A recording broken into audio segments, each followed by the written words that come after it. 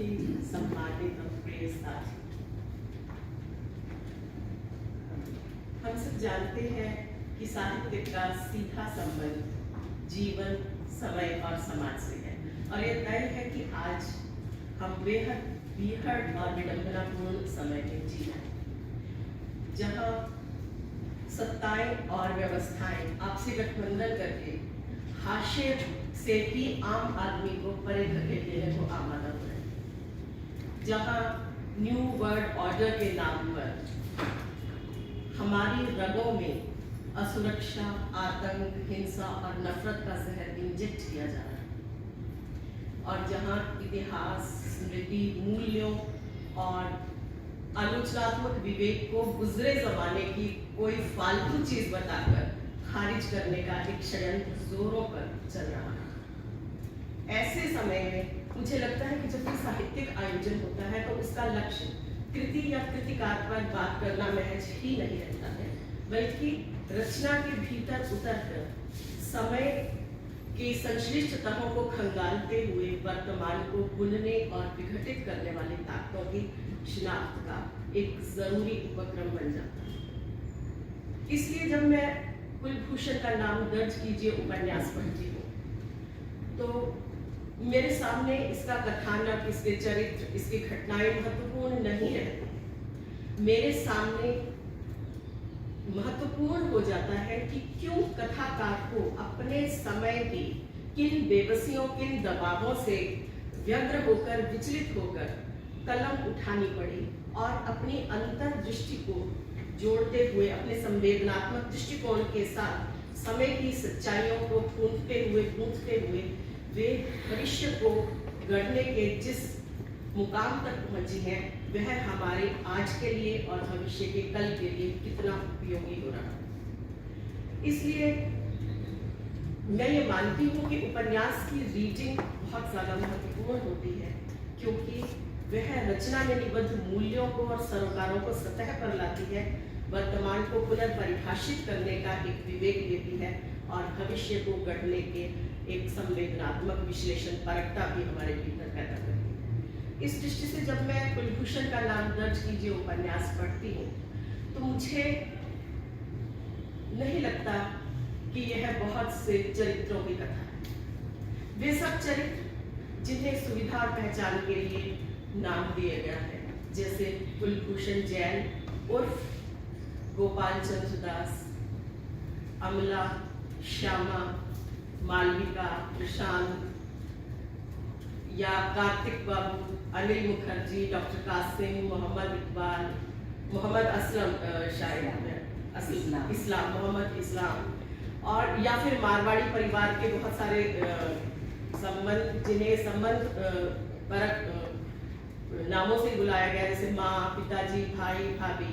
तो इस तरह से यह एक जखीरा हमें दिखाई पड़ता है चरित्रों का, लेकिन मुझे नहीं लगता कि मुझे इन चरित्रों की यह उपन्यास की आत्मा इन चरित्रों में बस रही है। मुझे यह भी नहीं लगता कि यह पूर्वी पाकिस्तान से बंगालियों के विस्थापन की एक मार्मिक कथा है, ना ही मुझे इन चरित्रों की निजी त्रासदी दिखाई पड़ता है, बल्कि यह उपन्यास मुझे इतिहास चेतना का उपन्यास दिखाई पड़ता है। इतिहास तथ्यों में, ब्यौरों में, वंशावलियों के पूरे ब्यौरों में हमें दिखाई पड़ता है। तथ्य, घटनाएं, वंशावलियों के ब्यौरे के मिलकर इनका संकलन कहीं इतिहास को बनाता है। और पहली सीढ़ी पर, इतिहास की पहली सीढ़ी पर जब हम कदम रखते हैं तो ये सब ब्यौरे मिलकर हमें इतिहास का भ्रम देने की कोशिश करते हैं, लेकिन दरअसल इतिहास में इतिहास की चेतना जीवित ना हो तो इतिहास वहीं दम तोड़ देता है। हम जानते हैं कि हर गुजरता हुआ वक्त अपने हर पल में कितनी ही अंतर कथाएं बुनता है और हर गुजरते हुए पल के साथ वो अंतर कथाएं इतिहास का एक हिस्सा हो जाती हैं। वे सब अंतर कथाएं गुजरे हुए पल के साथ विलीन नहीं होती, बल्कि कितने ही ऐसे समान धर्मी अंतर कथाओं के साथ एक पांत में जब गुंथ जाती है तो वह एक इतिहास दृष्टि का निर्माण करती है। अलका सराबी के पास वह इतिहास दृष्टि है जब वह इतिहास में भव्यताओं का, महानताओं का निर्माण करने वाले तथ्यों से को परे हटाकर उनकी ओट में अदृश्य प्राय कर दी गई मनुष्य अस्मिताओं को देखने का पीड़ा उठाते हैं। इतिहास चेतना दरअसल वक्त के दबावों से जूझते हुए और अपनी जिजीविषा के साथ उस विडंबनापूर्ण वक्त को पलटने का साहस लेकर जूझते हुए पात्रों की ही एक कहानी होती है। उनके साथ तत्कालीन वर्तमान को देखने का जो एक नजरिया लेखक के पास होता है, जहां मनुष्य अपनी संपूर्ण मानवीय अस्मिता के साथ उसके सामने मुखर हो जाता है, वह इतिहास दृष्टि, इतिहास चेतना को बनाती है। और यह उपन्यास इस दृष्टि से मुझे मानिकेज लगता है कि यह अपने पूर्वी बंगाल के 1947 से 1971 के इतिहास का ही पुनराविष्कार नहीं कर रहा है, बल्कि आज हम वर्तमान में जीते हुए आने वाले कल के लिए जिस इतिहास का निर्माण करते जा रहे हैं, क्या वह इतिहास 47 से 1964 के बीच पूर्वी पाकिस्तान के हिंदू मुस्लिम बंगालियों द्वारा भोगा जाने वाला इतिहास ही तो नहीं है। कहीं हम इतिहास काल की परिक्रमा करते करते पुनः उसी हैवानियत में तो नहीं खोले जा रहे हैं, जहां मनुष्य को विस्थापित करके, मनुष्य को का आखेट करके ही हम अपने राजनीतिक सांस्कृतिक दंभों और मंतव्यों को पूरा कर सकते हैं। दरअसल यह उपन्यास आज के समय को संबोधित, यह उपन्यास अन्योक्तिपरक रूप में ही आना था, क्योंकि आज जब मनुष्य की अस्मिता के लिए जो जो स्वर उठाए जा रहे हैं, चाहे सुधा भारद्वाज हो, गौतम नवलखा हो, वरवर राव हो या तीस्ता सीतलवाड़ हो या मोहम्मद जुबैर हो, जब उन सारे स्वरों को गला घोटने के लिए ही हमारी व्यवस्था आमादा है, तब आज का समय जो एथनिक क्लींजिंग तो नहीं लेकिन एथनिक क्लींजिंग की राह पर चल रहा है, उन सारे दुर्भी संधियों को और उस बीहड़ और मनुष्य विरोधी होते हुए समय को इंगित करने के लिए निश्चित रूप से संकेत में यह कथा कहना बहुत जरूरी था। तो मेरे लिए इस उपन्यास का महत्व ईस्ट पाकिस्तान से बंगालियों के स्थापन का यह उपन्यास नहीं है, यह आज के समय को सिरजने में हमारी अपनी भागीदारी को प्रश्नांकित करने का उपन्यास है। बहुत अंदर चेतना की बात।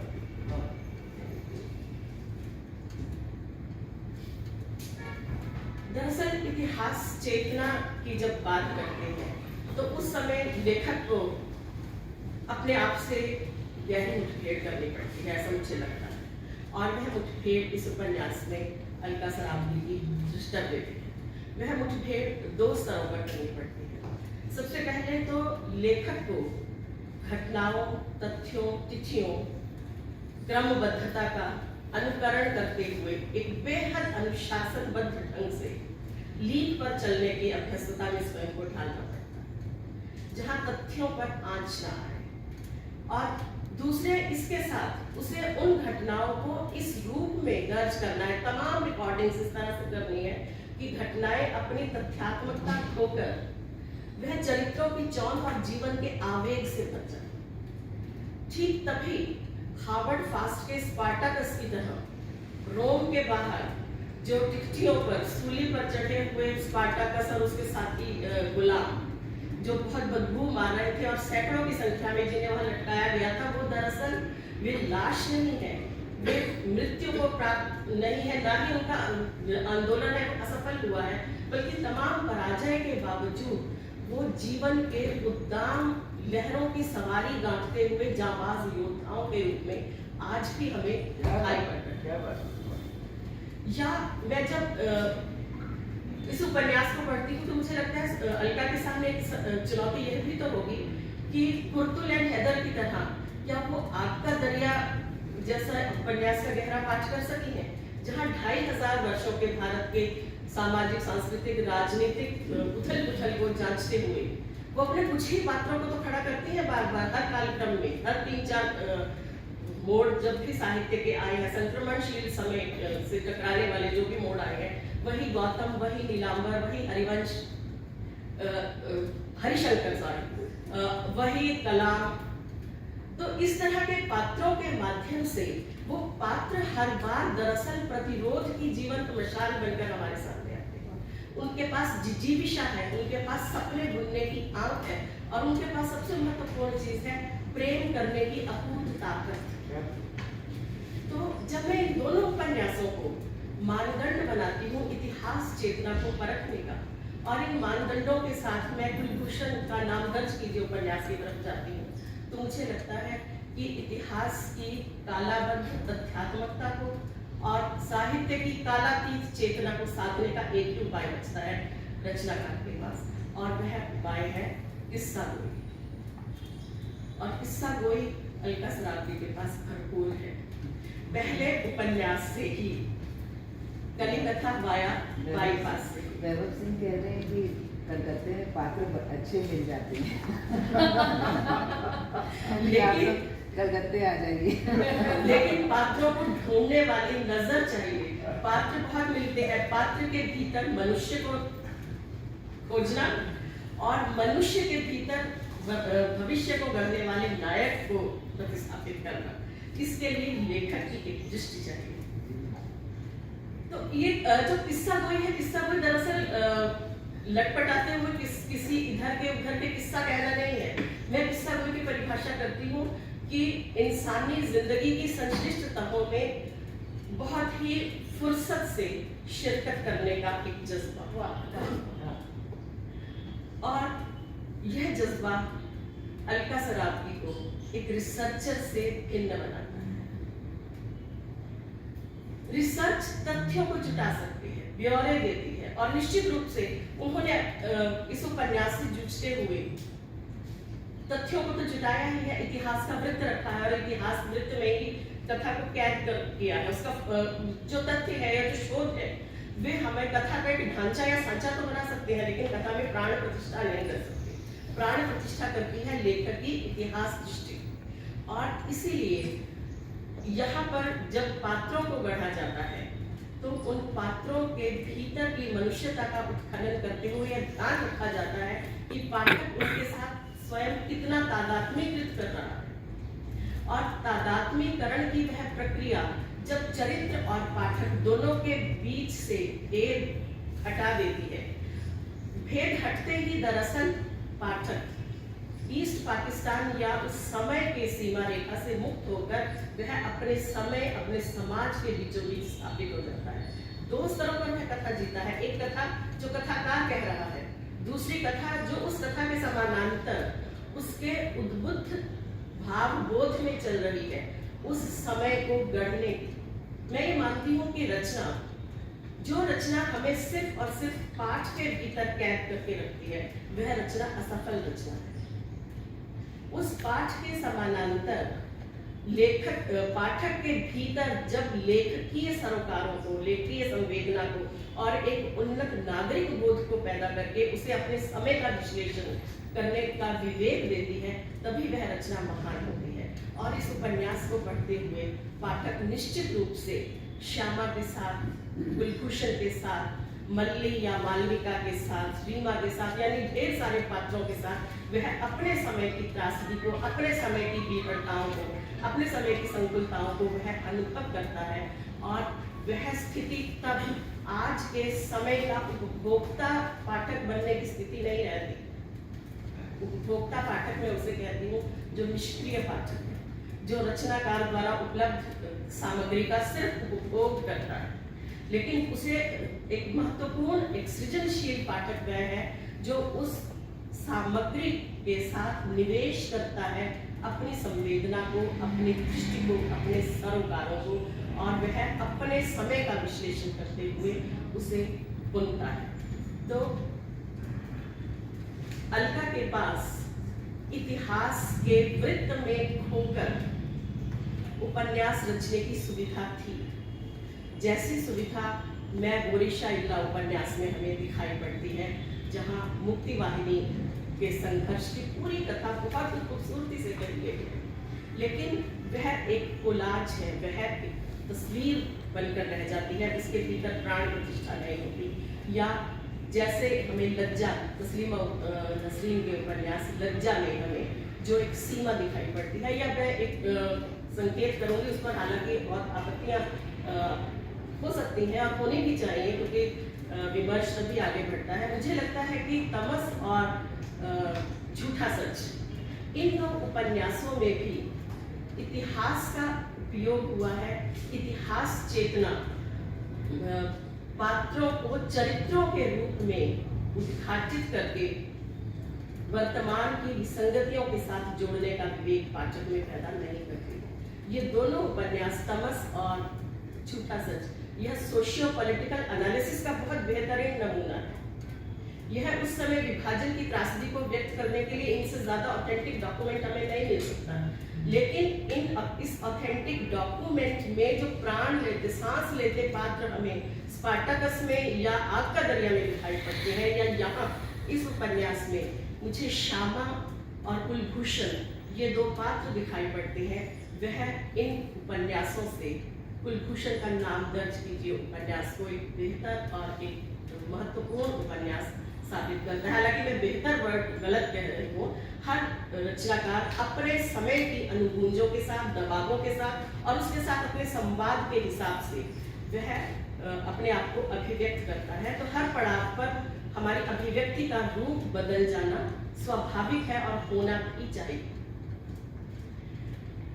और एक दूसरी चीज जो अलका सराबगी के उपन्यास को महत्वपूर्ण बनाती है, वह है कि वे कथा के सूत में से सूत निकालती है।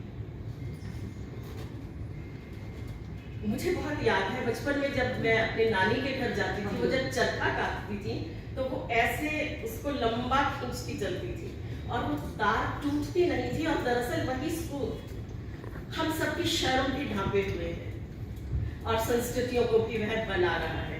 और वह सूत कहीं संबंधों को बांधने का सूत बन जाता है, कहीं मनुष्यता को पिरोने का भी सूत बनता है। तो वह जो सूत काट रही है, उस सूत के साथ रोचकता है। और पहले उपन्यास का जो पूर्वार्ध है उसमें तो यह कमाल का उत्कर्ष में दिखाई पड़ता है। सूत में से सूत, इतने पात्र, एक बात कही गई है श्यामा के माध्यम, एक चैप्टर श्यामा के माध्यम से आ रहा है, एक कुलभूषण के माध्यम से, और वो जैसे नाव में जा रहे हैं, हिचकोले, एक बवंडर उठ रहा है, हिचकोले खा रही है नाव, और तभी कोई कूद कर उस नाव पर आ गया है, या वो बताते आ रहे हैं ये सामान मेरा यहाँ रह गया है, और उसके हमें जो चिन्ह है, अवशेष है, वो किसी दूसरी कथा में मिलते हैं। और सबसे बड़ी बात, अलका सराबगी अपनी रचना में सस्पेंस रहने नहीं देती है, सस्पेंस तुरंत खोल देती है। वो मर गया था, वो मल्ली है तो वो मालवी का ही है ना। तो ये ध्यान को कैप्टिवेट करके उससे किस्से कहानियों की तरह, वो जो रहस्य, रोमांच, जासूसी किस्सों की तरह वो पकड़ कर नहीं चलती हैं, बल्कि वो पहले से ही बता देती है कि देखो ऐसे होगा। लेकिन उसके बावजूद रोचकता बहुत ज्यादा है, लेकिन इस रोचकता को उन्होंने अपने उद्देश्य के साथ ढूंढा, और वह उद्देश्य है प्रेम की प्रतिष्ठा। मैं अगर ये कहूँ कि है इतिहास चेतना का उपन्यास इसलिए महत्वपूर्ण बना है क्योंकि आग का दरिया की तरह यह भी प्रेम की अलग जगह का उपन्यास है। और इसीलिए अपने दोनों पात्रों की बात करते हुए, श्यामा की और कुलभूषण की बात करते हुए, वे उसे लालन फकीर का शागिर्द बनाते हैं। और बार बार वो एक सवाल उठाती है श्यामा के माध्यम से, लालन फकीर को कोट करती है कि जो मनुष्य को नहीं भज सकता, क्या वह स्वयं सोना मानुष बन सकता है? यह सवाल श्यामा का सवाल तो नहीं है, यह सवाल लालन फकीर का सवाल भी नहीं है, यह सवाल तो हमारा है ना, क्योंकि हमें अपनी संतति के लिए एक निरापद भविष्य छोड़कर जाना है। और निरापद भविष्य तभी होगा जब हर मनुष्य सोना मानुष बन जाए। बहुत से उक्तियां हैं जो इनके इतिहास दृष्टि की ओर संकेत करती हैं कि अपनों से तो सभी प्यार करते हैं, कोई बड़ी बात नहीं है, लेकिन जो अपना नहीं है उसे प्रेम के पाश में बांध लेना और उसके प्रेम में बंध जाना, यही तो दरअसल प्रेम है। कि हम हिंदू होकर या मुसलमान होकर ही इस दुनिया में जीते हैं, हिंदू मुसलमान हुए बिना हम क्यों इस दुनिया में नहीं रह सकते? कि प्रेम करते हैं युगल स्त्री पुरुष, न धर्म देखते हैं, न जाति, न भूगोल देखते हैं, न रंग देखते हैं। उनके प्रेम पर कुपित दृष्टियां कहर बनकर क्यों आती हैं और उनकी संतानें क्यों अपना परिचय छुपाने के लिए बाध्य होती हैं। उपन्यास में कहीं भी श्यामा के हिंदू या मुस्लिम होने की बात नहीं कही गई है। एक संकेत पर दिया है कि जब वह मिला उसका खतरा हो चुका था। क्या वह किसी के प्रेम का कलंक था या वह यौन हिंसा का शिकार था, इस पर कोई बात नहीं की जाती है। यह हमारे सामने एक उबलता हुआ सवाल रखा जाता है कि प्रेम को हमने कलंक के रूप में विघटित करते हुए अपनी मनुष्यता को दांव पर क्यों लगा दिया।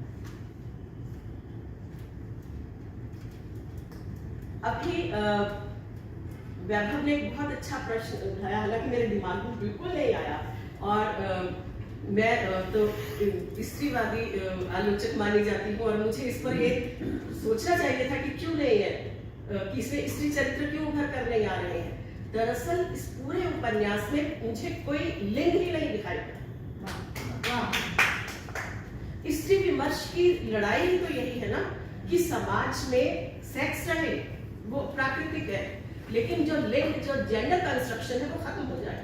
लैंगिक पहचान से विहीन स्त्री और पुरुष पूरक होकर अपना काम करते हैं। तो यह उपन्यास इस दृष्टि से बहुत मानीखेज उपन्यास है कि पूरा पढ़ते हुए मुझे कहीं नहीं लिखा कि यह इस धर्म का व्यक्ति मुक्ति पाएंगे में है या फला धर्म का है, विस्थापितों की जाति धर्म क्या है, लिंग क्या है, क्योंकि यह मनुष्य की प्रतिष्ठा का उपन्यास है। और जब हमारे पास प्रेम के उपकरण बहुत मजबूत होते हैं तब हम दरअसल मनुष्य की मनुष्यता को ही संरक्षित करने का पीड़ा उठाते हैं।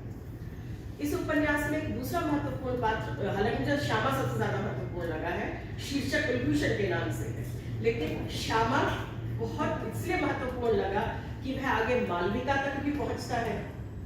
वह अमला के माध्यम से, अमला दरअसल श्यामा की आंख है, श्यामा का अंतर्मन है, श्यामा की चेतना है।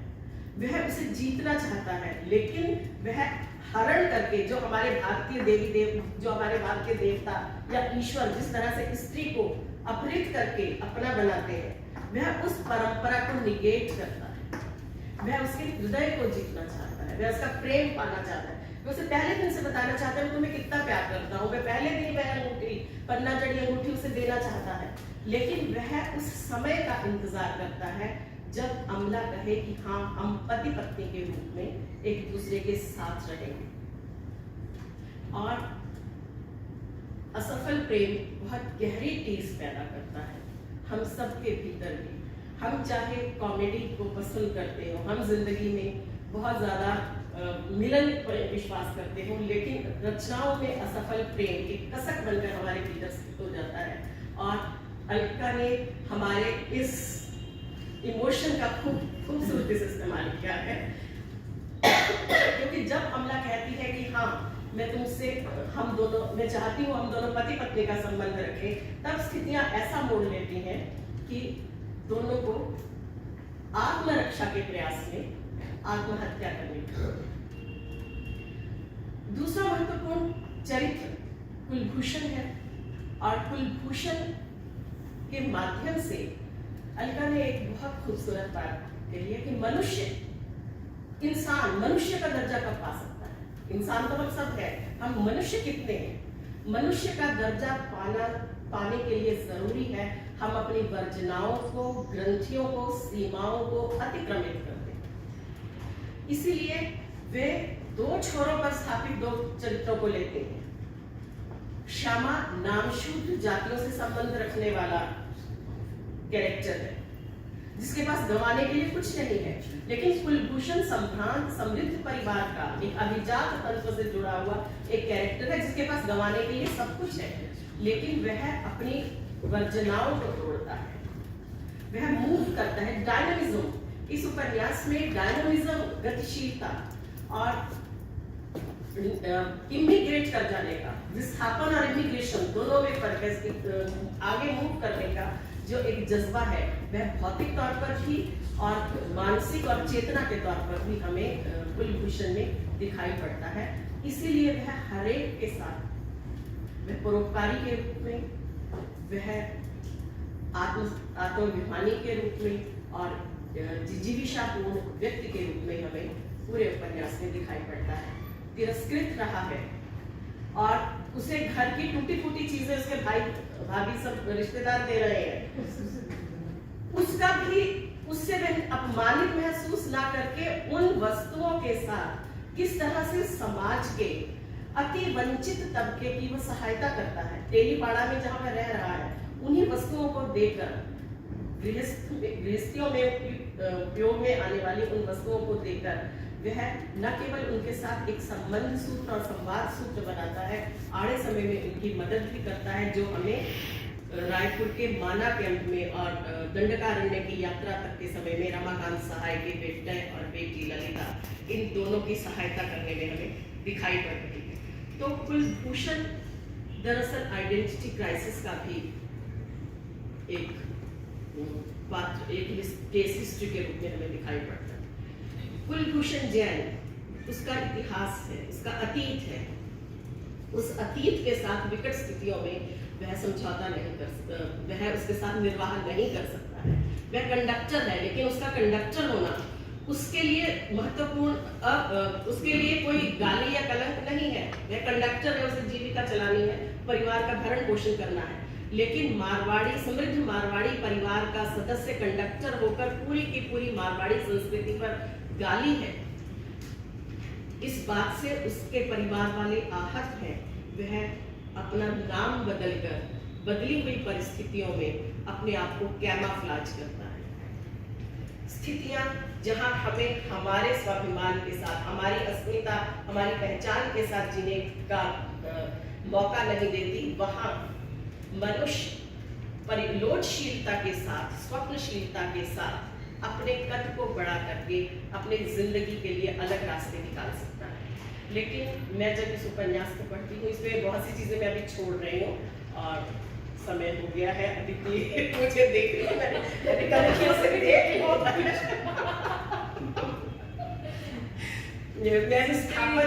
मैं हालांकि ये भी मैं मानती हूँ कि विस्थापन और पुनर्वास, इन दोनों चीजों को भी अलका सरावगी ने चरित्रों के रूप में लिया है। ये मुझे कैरेक्टर्स दिखते हैं और विस्थापन की परंपरा, विस्थापन और पुनर्वास के जितने भी सारा आयोजन आखिरी हिस्से में किया गया है, मुझे बस मैं एक ही बात कहूंगी कि मुझे ये डिटेल्स नहीं, ये उपन्यास चूंकि मुझे हैमर करता है, और अच्छा उपन्यास वही है जो पाठक की चेतना को बार बार हैमर करे। तो जब यह विस्थापन की त्रासदी को डिपिक्ट किया जा रहा था, मुझे याद आ रहा था कि यह विस्थापन के सूत्र तो हमारी संस्कृति में और पूरी ग्लोबल संस्कृति में बहुत गहरे दबे हुए हैं। जब आर्य जातियां आई, उन्होंने वैदिक सभ्यता को जब पराजित किया, वो लोग भी जो मूल निवासी थे वो भी तो विस्थापन का शिकार हुए, जिसे हिस्टोरियन कहते हैं कि वो दंडकारण्य से भी आगे साउथ की तरफ गए, या वो जनजातियों की तरफ, या ईस्ट की तरफ, नॉर्थ ईस्ट की तरफ वो चले। विस्थापन के शिकार के सूत्र मुझे वहां से दिखने शुरू होते हैं। उसके बाद मुझे अमेरिका महाद्वीप के रेड इंडियंस का सफाया करते यूरोपियन दंभ में भी दिखाई पड़ते हैं। यह मनुष्य के ऊपर मनुष्य की विजय, क्या यह मनुष्य के निरंतर बौना और दरिंदा बनने की कथा नहीं? यह एथनिक क्लींजिंग, क्या यह रोहिंग्या या रोज ही आप देखिए उइगर मुसलमानों को लिया जाए, आज कहाँ ये किस तरह से दमन करते हुए, मर्दन करते हुए, मनुष्य की अस्मिता को चूर चूर करते हुए राजनीतिक और सांस्कृतिक संस्थाएं, व्यवस्थाएं अपने आप को अमनुष्य या असंवेदनशील के रूप में प्रस्तुत कर रही है। इन सब सवालों की तरफ भी यह उपन्यास हमारा ध्यान खींचता है। और अंत में मैं ये कहूंगी कि यह उपन्यास प्रेम की विजय का उपन्यास है। यह कहता है कि कुलभूषण का नाम दर्ज कीजिए ताकि किसी भी व्यक्ति को कभी आइडेंटिटी क्राइसिस का सामना ना करना पड़े।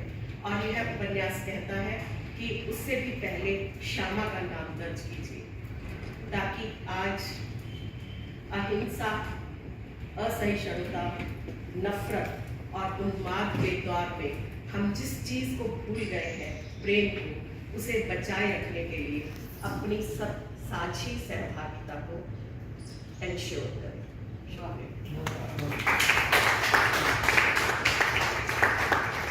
सच में मेरे पास कुछ भी कहने के लिए नहीं है। ये बात आपने जो जेंडर और ए जेंडर टेक्स्ट को लेकर के ये हमारी बात एडिटिंग के समय नवी हुई कि by the virtue of being a female writer आपसे उम्मीद की जाए कि आप एक स्त्री विमर्शीय नाम हो, स्त्री पक्षीय उपन्यास, लेकिन इस पर बात और आगे। मेरा काम आज